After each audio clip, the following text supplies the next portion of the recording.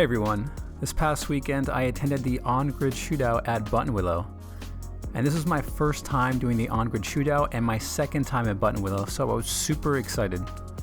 It was also super fun to connect with all the folks that are familiar with my videos. The Ongrid Shootout is a single run group that is dedicated to a time attack style competition. This is quite different from Speed SF Challenge because every session of the day is shared with shootout competitors only. I was really impressed because this was the first time I'd ever seen cars taking dedicated cooldown laps in preparation for flying hot laps. It really felt like time attack.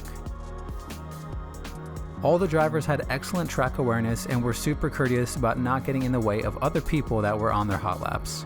If you have the chance to try it, I would recommend it. As someone who has only spent their time at Laguna Seca and Thunderhill, I have to say Buttonwillow is really different from what I'm used to and it's really fun. The thing about Buttonwillow that stands out the most is that it's a high-speed track.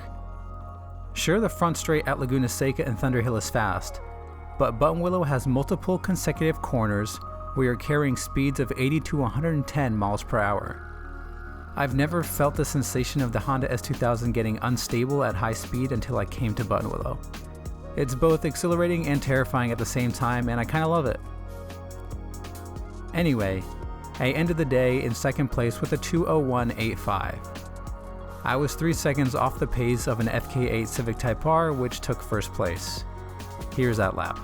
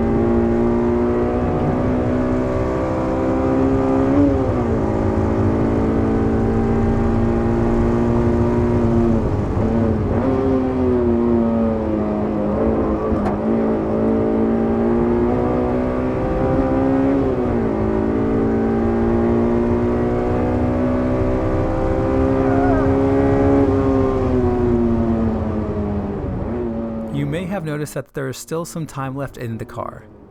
There might just be enough time to go sub 2. As I get more comfortable with Buttonwillow, I'm hoping that I can make this happen without resorting to cheater tires.